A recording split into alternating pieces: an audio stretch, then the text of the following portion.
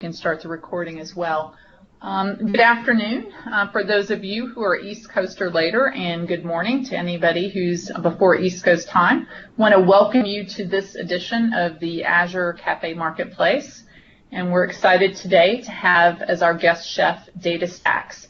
To give you just a little bit of background in case you're new to the cafe, this is actually something that we started back in 2011 as the Azure Café as a way to share some of the great capabilities of Azure, and so we recently changed out the menu and it's now the Azure Marketplace Café. And so what we're doing is highlighting some of the great solutions in the Azure Marketplace, which is Microsoft's online store where you can find great Azure solutions for your business.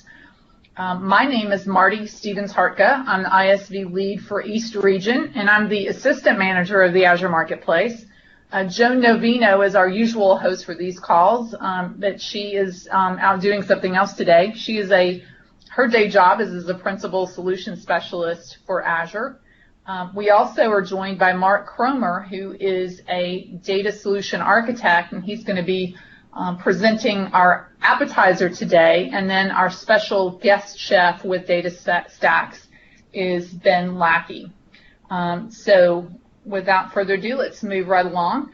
So since we started this series as the Azure Marketplace Cafe, we kicked it off with a big data series. So this is the second in our series of big data events. Our next cafe event is going to be on May 25th. So if you've not signed up for that, I encourage you to join that as well. We'll have Looker, which is a great analytics solution. And I'll remind you of this again at the end. On today's menu, we're very excited to serve up a great appetizer, entree, and dessert.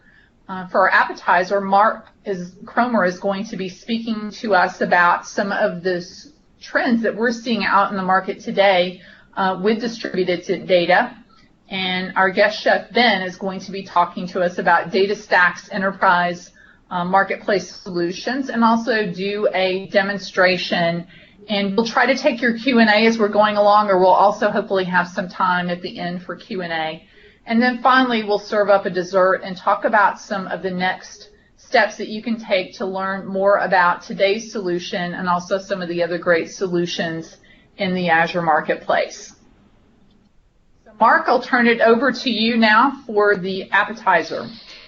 Awesome. Thank you, Marty. So I'm going to spend just about 10 minutes here just kind of level setting the playing field for you, if you will. I'm trying to think of a good food sort of reference for that, but I guess I'm not as much of a foodie as Marty and Joan are. But this is our cafe for the Azure Marketplace, and so I guess with that thinking as being the appetizer here, what I'm going to do is kind of give you the overview of what we see at Microsoft in the Azure business, out in the field working with customers every day. So I got a couple of slides just to kind of overview that for you before we hand over to DataStax to talk about their solution. So because we have DataStax here with us today, our focus is going to be on the NoSQL distributed database market. And some of the things that we see from customers that lead us down that path of a possible solution include, let's start with data variety. The idea that you have data now in modern architectures coming to you as a business or as a data professional in many different forms, structured, semi-structured, unstructured data. And so you need to have a database engine that can process that data and ingest it very quickly and be able to handle different types of data and data formats. And that leads you to the second bullet, which is that idea of a flexible database schema. One where if you start to think about differentiation between a classic traditional RDBMS like a SQL Server versus something that is an engine that the DataStax platform is based upon, which is Apache Cassandra. If you think about some of those differences, right, the idea of that flexible schema is when you have these sort of scenarios where you have data coming at you very fast, it's coming at you where you need to write that data without the need of having to have to go in and run a alter table sort of command all the time. You need to be able to have a way to have structures that can work with different kinds of data and very fast.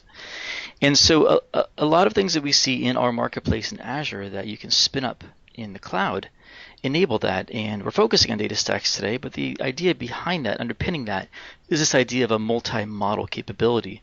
In the NoSQL world, the classic sort of models that you can use to model your business data are the idea of key value, document databases, time series, graph.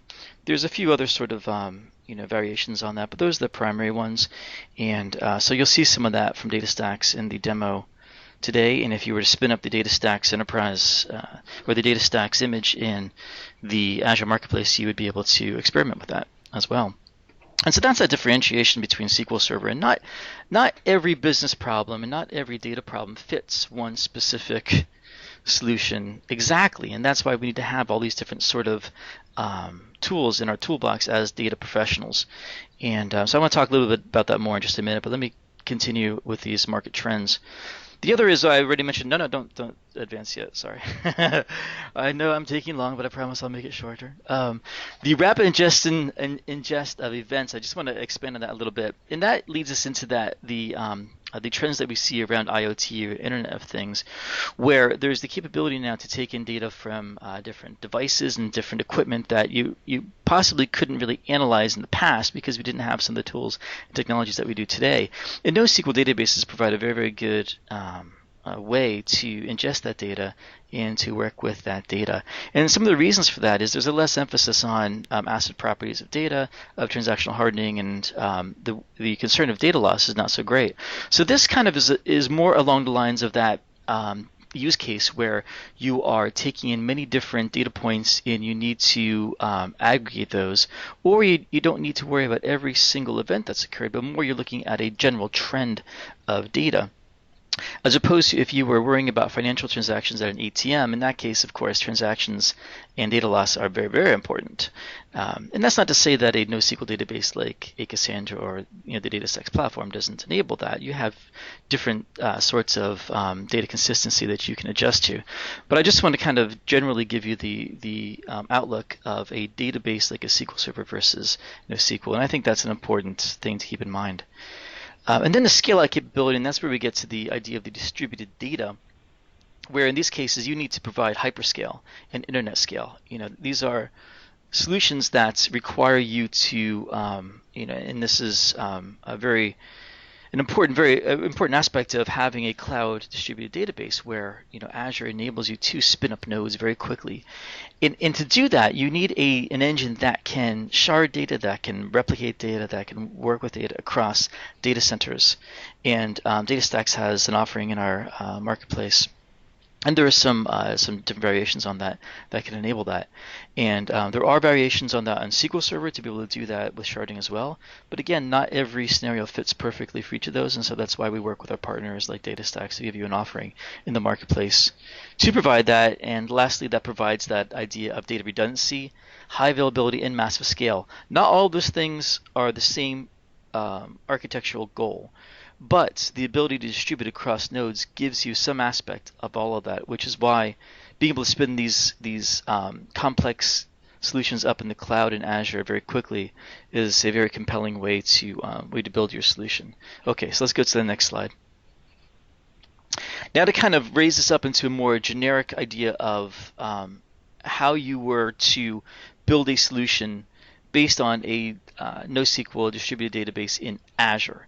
And when we talk to customers about Azure, specifically moving to the cloud, a couple of things usually come to mind in terms of architecture requirements.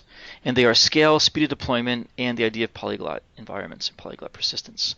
And the idea here is that with scale, you need to have not just the ability to scale up, but you need elastic scale. You don't want to always have to have that traditional on-prem idea of always architecting to the worst case scenario. Instead, with scale in the cloud and with the idea of spinning up VMs of, let's say, in this case, DataStax, the ability to scale those based upon need, to be able to add nodes or remove nodes with VMs and Azure Infrastructure as a Service is a very, very important aspect of why you would move to the cloud for this kind of a data solution. And then you can take advantage of the what we call the bottomless storage. Fill it up as you need it within Azure is available to you because we separate compute and storage within Azure. So it makes it very easy to separate those things and to be able to add resources as needed.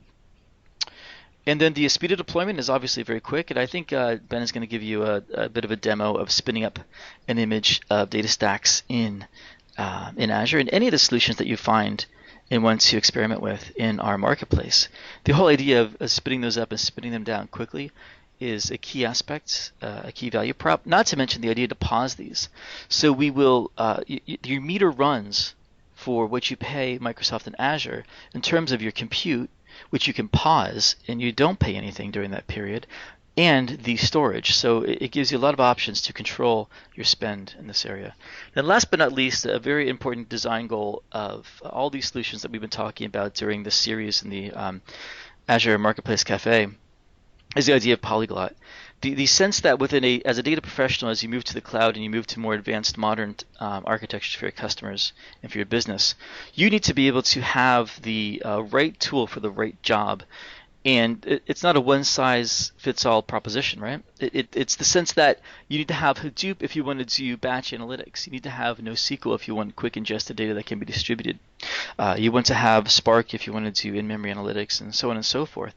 So the whole idea of right-fitting the tool for the need is a very important aspect, that all of these are available to you in the Azure Marketplace. And then it also then enables you that hot and cold path, sort of that Lambda architecture within your data platform, whereby you can provide, let's say in the case of DataStax and Cassandra, a hot path to your data, and then you can move that to the cold data to an offloaded platform like Hadoop for analytics on it. Okay, next slide. We've got just a few brief minutes left of the appetizer, so I don't want to ruin your appetite. There you go. See, Marty, I threw in a reference. If you look at the Azure Marketplace, we have all kinds of solutions, thousands, I believe, we're up to in the marketplace from our partners. This is what it looks like. You essentially go there and you query, you look for the things you're looking for. You can type in NoSQL and find different solutions there. You can type in DataStax and find DataStax. When you find the one you like, in this case I have the DataStax image up on the right-hand side. You fill out a bunch of fields from the templates, the solution template that's out there for DataStax. Pick the size that you want, and then it will go off and deploy that for you on our back-end servers in the Azure data centers.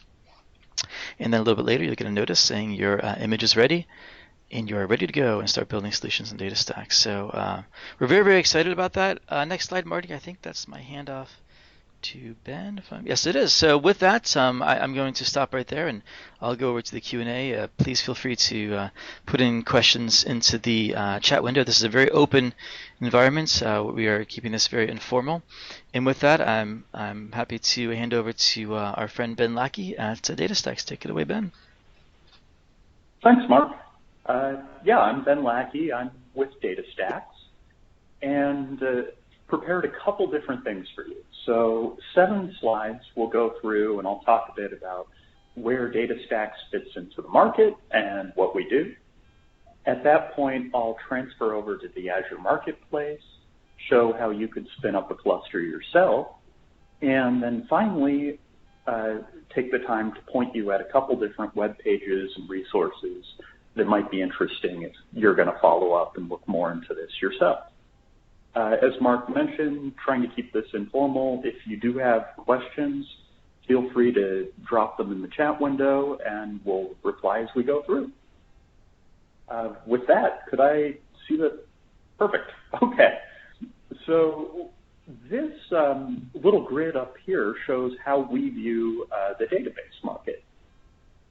And you have this sort of traditional half of the database market, transactional and analytical databases. Transactional databases, Gartner refers to as operational databases as well. But these are the databases you use to run your core business. Bank transactions, Mark mentioned as an example coming through, just any online interaction with the customer. Contrast that with an analytical database that you might use for something like end of day, end of week, or end of month roll-ups, figuring out what happened over a period of time. In both those cases, the transactional and the analytical case, the last, let's call it 5 years, have seen enormous disruption in that space. So in the analytical space, Hadoop has basically taken over. In the more transactional space, it's much more scattered based on use case. So Amazon's DynamoDB is great for sort of app-first development at significant scale. Mongo concentrates very much on this schemaless, highly agile sort of development. One that's not up there that figures into this whole space hugely is Google's Bigtable, and then finally DataStax and Cassandra. And where DataStax and Cassandra really focus is operating at massive scale. Some of our larger customers have clusters that are thousands of nodes and never ever going down. So redundancy within a data center and then redundancy across data centers. So not only can you lose nodes, but you can lose entire racks of machines. And in some cases, Hurricane Sandy springs to mind. We've had customers lose literally entire data centers, and the application continues running. And this isn't a failover kind of scenario. It's an active scenario. So there's no 1 hour, 4 hour window as you invoke disaster recovery and wait for the secondary site to come up. Next slide, please. Okay. So a little bit about history. Apache Cassandra, which is the open source product that DataStax Enterprise, our enterprise offering, is based on, came out of Facebook. And it really came out of engineers at Facebook looking at two pre-existing technologies. One, Google's Bigtable, where they looked at a number of things related to the storage engine in there, how schema is organized, how SS tables are organized, and so forth. And then those same engineers also looking at Amazon's DynamoDB and looking at how information is propagated between nodes in Dynamo and kind of taking the best of both worlds in there and engineering this new product called Cassandra. Next slide, please. All right, so a little bit about Cassandra. One way it differs from other databases you may have seen in the past is that all nodes are the same. They're all homogeneous. And any differences between the nodes are really on a per transaction basis. So if a transaction comes in from an application,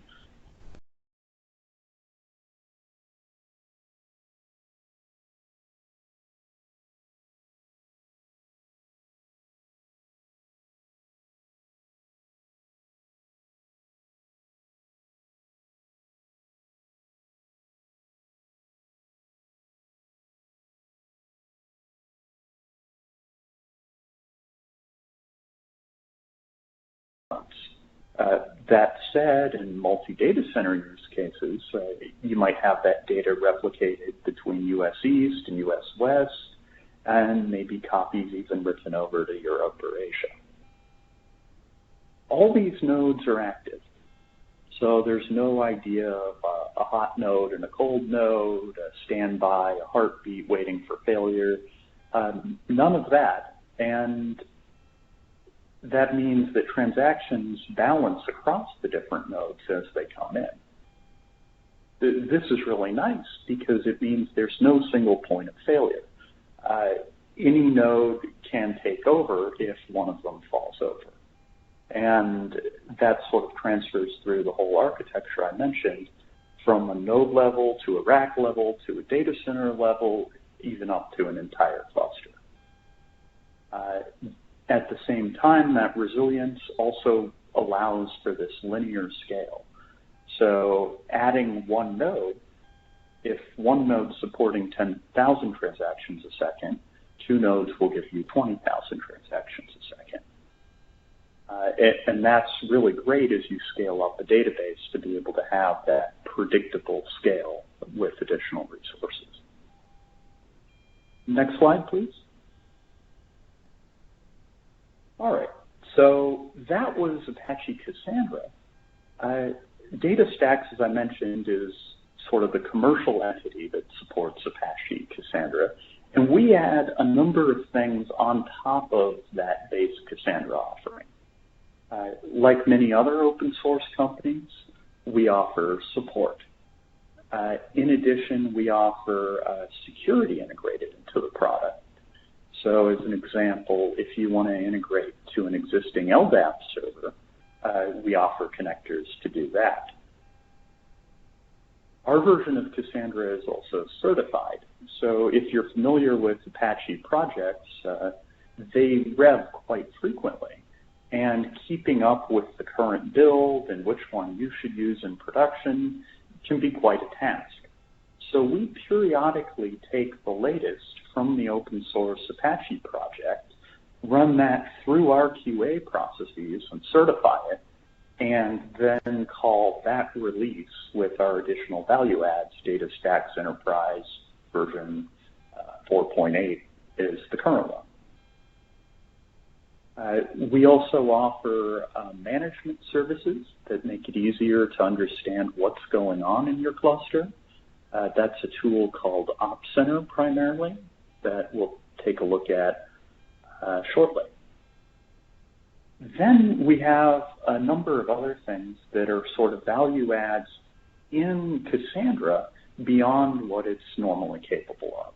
So an in-memory module that allows you to run entirely in RAM for lower latency, integrated search functionality, and that's another open source project called Apache Solar that's tightly integrated into DataStax Enterprise, allowing you to do full text search. Full text search basically meaning what you might type into a Google search bar.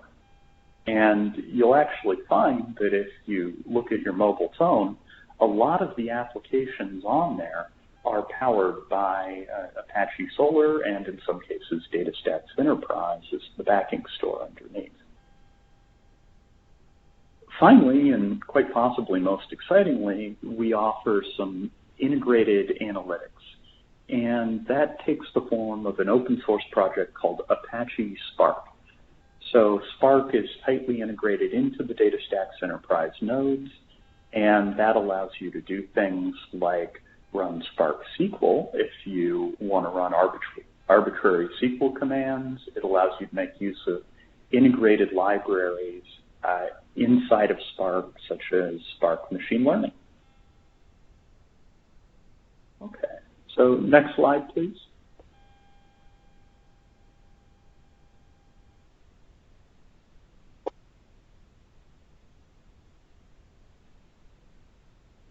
Sorry about that.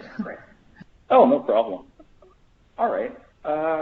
So talking a little bit about what we do and why it matters. A charming monkey there is from Netflix Chaos Monkey project.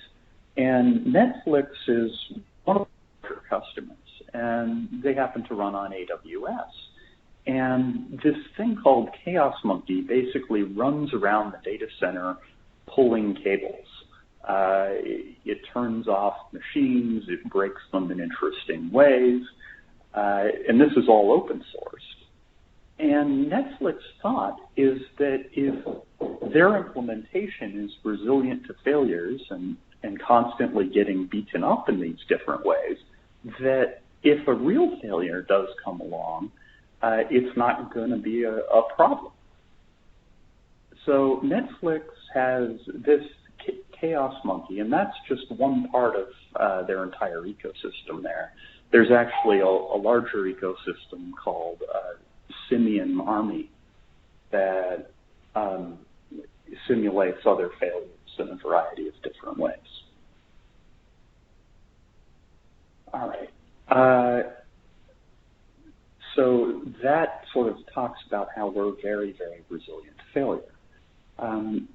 Beyond that, we scale up as things build out. So that graph over there on the right shows the rollout of a new application on DataStax Enterprise. And this is actually the load on the database building as one of our new customers came online for the first time. This was the messaging application embedded inside of a video game. So you can see that kind of starting out in Australia, the load building as Germany comes online, London, and then most of the users were in the US. So it spiked significantly as those users came online too. And this really talks to one of the key things that DataStax Enterprise does really, really well. We provide a single unified database that can be distributed across geographies, but presents one view to users of the database at the application level and further down. All right, next slide, please. So talking a bit more about that kind of scale, it's one thing to scale out, but it's another to be able to service transactions in a really efficient way. So we have really good latency both on the read latency and the write latency side of things. And these graphs on the left here show us serving millions of read requests every second with latencies mostly in the tens of microseconds. There is a longer tail as that goes out, but we find that many of our customers are able to get high SLAs with those low latencies for the vast majority of transactions. On the right side, there's another graph that's really neat, and I sort of referred to earlier, showing as you add nodes, how the number of transactions scales up linearly. And the fact that that's a boring straight line is actually a really, really big deal. So at 50 nodes, you get a smaller number of transactions, but a linearly scalable number of transactions as you move from 50 to 100 to 150 and so on. And our customers at the high end are running literally thousands of nodes in a single cluster. All right, next slide, please. Okay, so talking a bit about our different customers and the use cases they have, we break things into, I think it's 9 different use cases. So one is MDM, Master Data Management, and that's basically storing information about products for retailers in the database. And that's one thing where the geographical scale is really, really useful, because a retailer might offer its items on the East Coast of the US and the West Coast and want all that replicated in the database across those different regions. We're very, very strong in personalization and recommendation engines, so many web properties will use us behind the scenes to personalize your experience. Similarly, a bunch of interesting use cases in Internet of Things.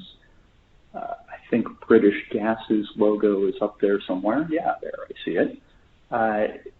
They're a great use case that way, using us to help monitor the state of boilers, basically hot water heaters. Fraud detection, similar kind of thing, storing a bunch of different transactions and then bringing in new transactions and comparing those against the past ones in real time to determine if a transaction is fraudulent. List management figures into that in a similar way. At a recent trade show, got to hear Spotify talk a bit about their use of Apache Cassandra and how they manage lists that way. Messaging is somewhat of an overloaded term, but in this case, it means basically chat. So chat, things like in-video game chat or Facebook Messenger, scenarios like that, the database is very, very well suited to, especially as you may have numerous devices accessing the same chat. Inventory management, another great example, geographically scaled with multiple users taking inventory out of stock in parallel. And finally, authentication is a really, really interesting one. We have one customer we're working with right now looking at doing authentication across geographies. So you might have a user log in Asia, or they might log in Europe, and you always want to be able to serve that user really, really quickly with low latency. So you need to replicate that data across different geographies. And this is actually a great way DataStax and Azure play together, because Azure has the largest number of geographical regions of any cloud provider, and DataStax is really good at replicating databases across all those different regions. So I think that might be my last slide. Next, real quick. Yep, and I think you're going to share up the desktop, right? I will do that. Thank you. That now.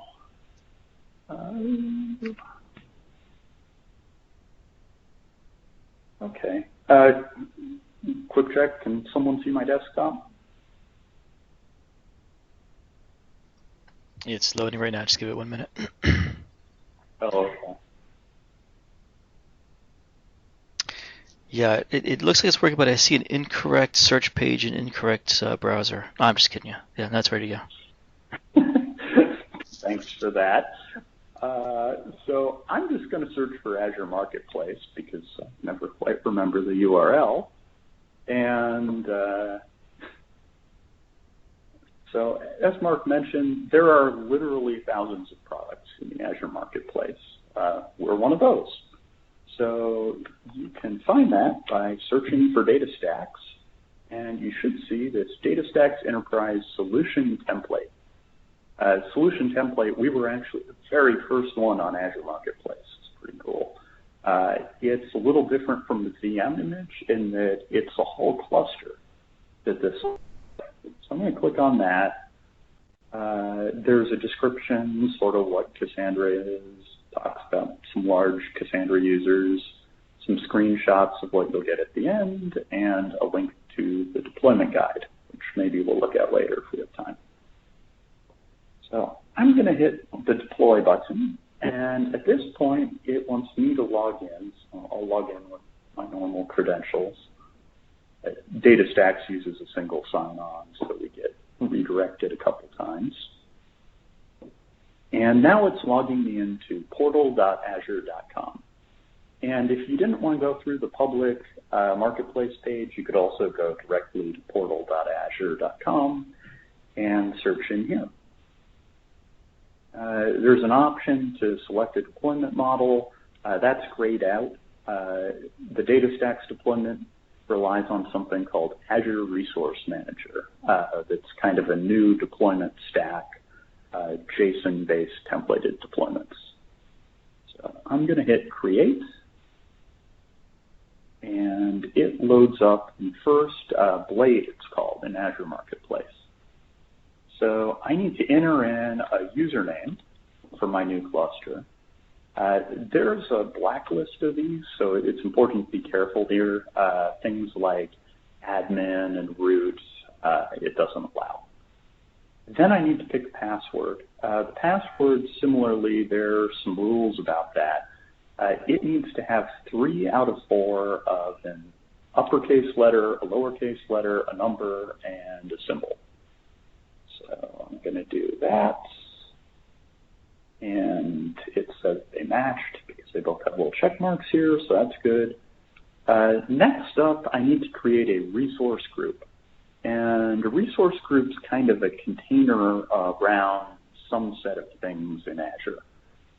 Usually we recommend that a DataStax cluster live within its own resource group.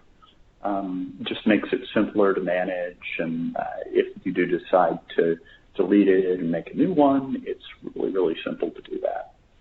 So I'm going to call that Ben Marketplace 1. And next up, I get to pick a location for where that is. And the DataStax offer in the marketplace only lets you deploy within a single region. If you want to build a multi-region cluster, we have ways to do that as well. Maybe we'll get a chance to look at that. So I'm going to click OK. Next up, I get to pick the number of nodes I want in my cluster. And I can have between 1 and 40. Oh, I don't know, 16. And once again, if you deploy outside the marketplace, you can have even larger numbers. It's down to some limitations and something called a storage account here. The last thing I need to do is pick what sort of machine I want. And we may be revising these soon, but our recommended types at this point are the D14v2 and the D5v2. We also allow you to deploy a variety of other types. So I'll pick D4v2. One thing I'll call out, all these machines here, they all have SSDs. We really recommend SSDs over HDDs. Spinning drives, you don't really save enough money to make the performance hit worth it these days. So I'm going to do that. I'm going to hit OK. And it takes me to a summary page. It runs this final validation. And this Azure is recently improved. One thing it does now, which is really nice, is it checks your core quotas. So if you ask for a cluster that's bigger than the number of cores you have available, it'll say, nope, can't do that. All right. The other thing you can do is you can actually download the template that underlies this deployment by clicking that download template button. And this is taking a bit longer than it normally would. I wonder if something's going on in Northern Europe, or let's pick a smaller number and see if that goes a little faster.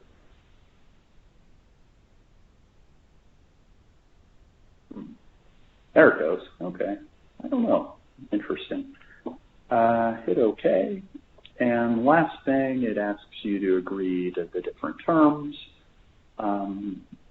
Just real high-level summary of the DataStax terms. This is a bring your own license offer. So if you have an existing DataStax license, you can do things like use it in production. If you don't, basically this allows you to use it for non-prod and dev work without support. At that point, I'm going to hit create. And it goes away and it starts building a cluster. Typically, this takes something like 20 minutes for a single DC, maybe 30 if you're doing a multi-DC cluster.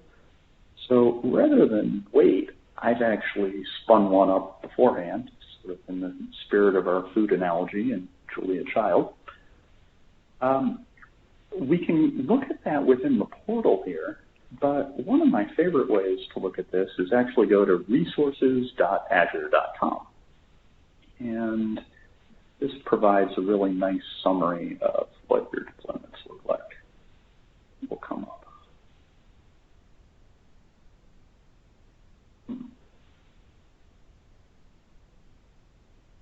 There it goes. All right.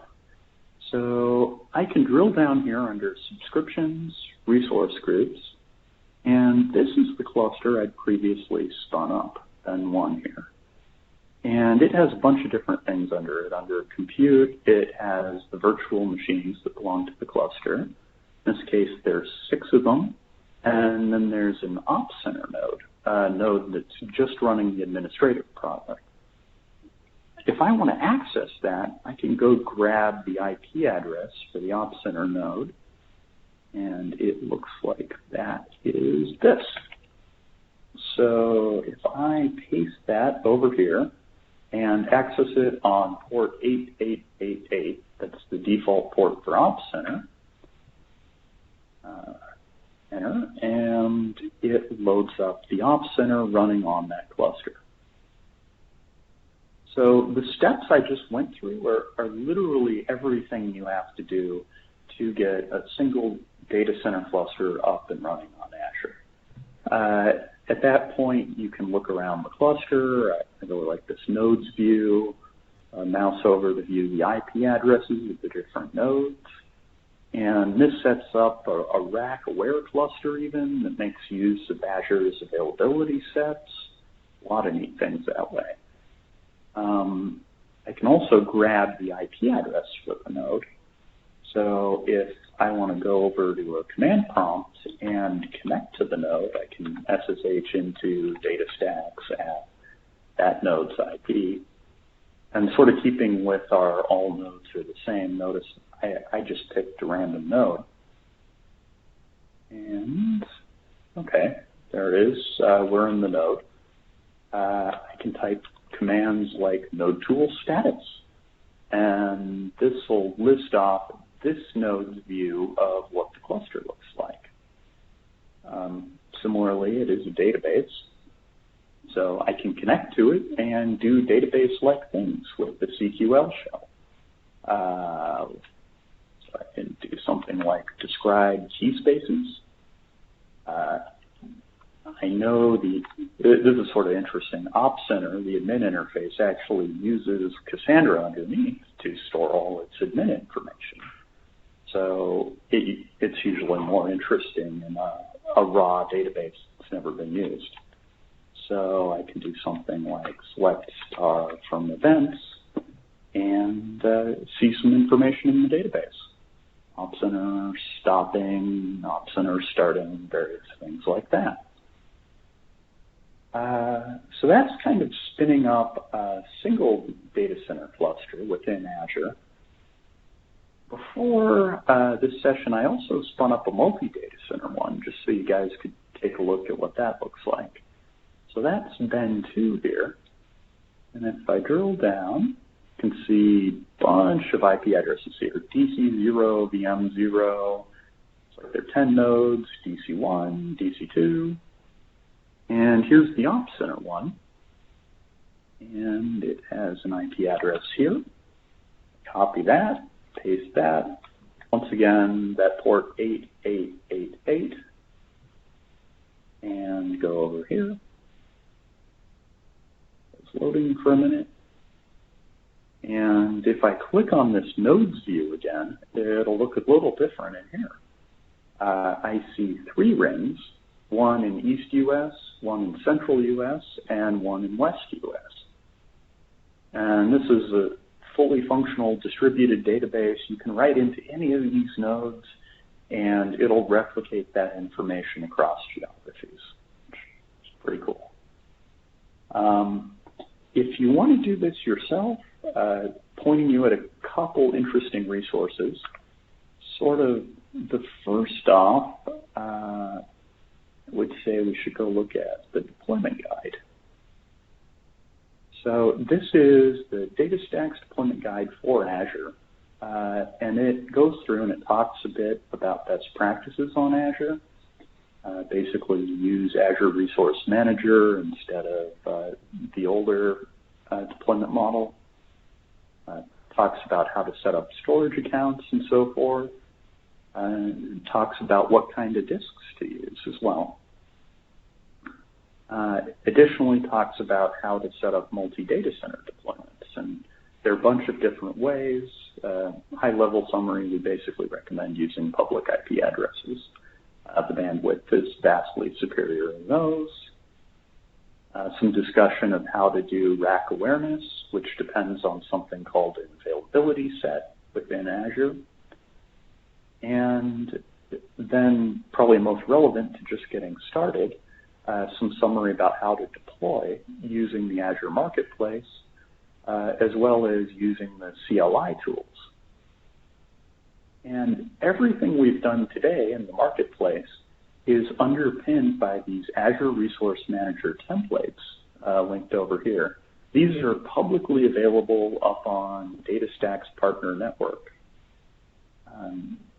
This includes the Marketplace templates we just looked at, which make use of single data center right here, as well as the multi-data center templates that I use to spin these things up from the command line. And let me, real quick, flip back over here and open up a new window, and I can show you how you would do that as well. So I think under here, I have DSPN.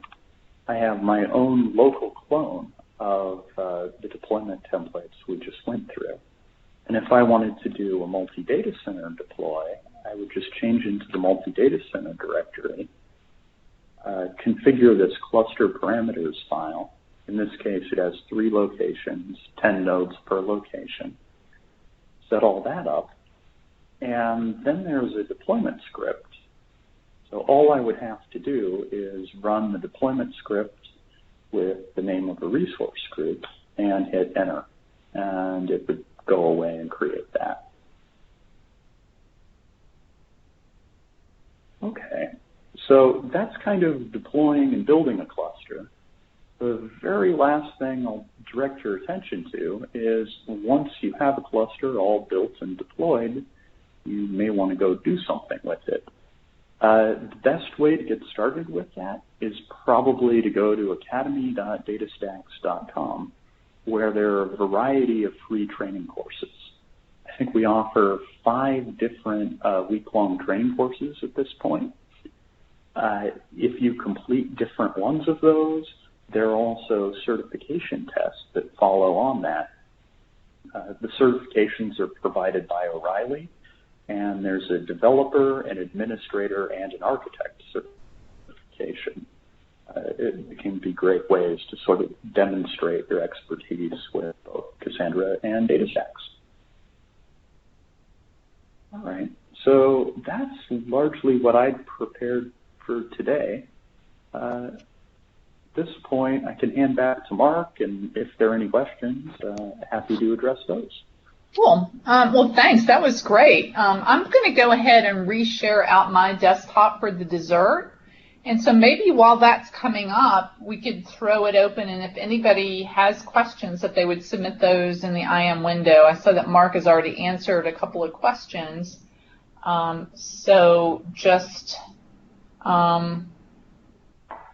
let us know if you have any questions. And actually, maybe folks can let me know when my desktop is coming up.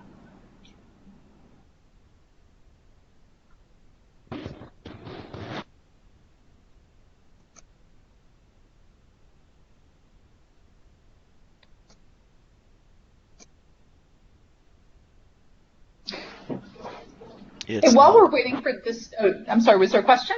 Oh, no, it's just me, Marty. I'm just saying that it's loading. So there it is. Woo. Okay, you're good. All right. Woohoo. All right.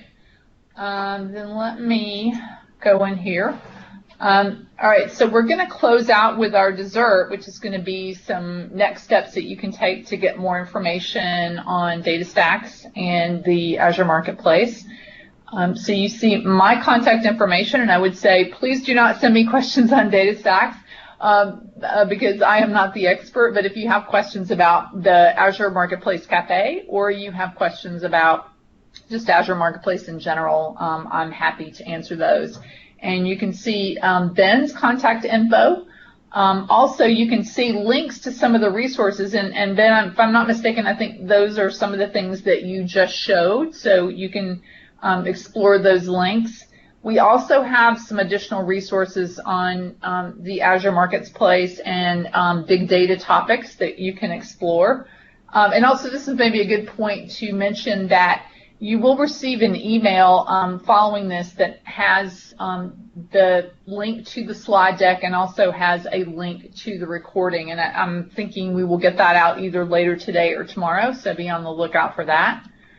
Also just wanted to throw up a little bit more information about the Azure Marketplace. As we mentioned, that's the whole purpose of this series. And while we're talking about big data, I would encourage you to go out and look at the many other solutions that are out there. You can see what some of the top scenarios are. So aside from big data, some great security, networking, DevOps, business continuity, and so on and so forth. And in fact, to help you explore what's out on the Azure Marketplace, we have a series of virtual labs that are available and these are guided labs where you can, from the comfort of your own desktop, walk through or have someone walk you through a facilitated lab. And you will see that I have the one for DataStax circled that's going to be coming up on May 25th, and you can see the other events as well. So we have multiple tracks. In order to participate in these, once you register, you would get information on onboarding those things. So the scenario that Ben walked us through today, you would need to essentially have DataStax set up in Azure to be able to walk through this lab. So I'm sure if you need help on that in advance, Ben would be happy to try to help out with that. Also, just another reminder that the next edition of the Marketplace Cafe is going to feature Looker, which is a great analytics platform that is currently in Gartner's Magic Quadrant, and we're seeing a lot of our up-and-comer customers like Jet.com and Warby Parker who are using the solution. So that should be a very exciting one. And I think that's all we have today, unless there are any other questions. And so we appreciate your spending your lunch hour with us. Okay, thanks, everybody. Thank you.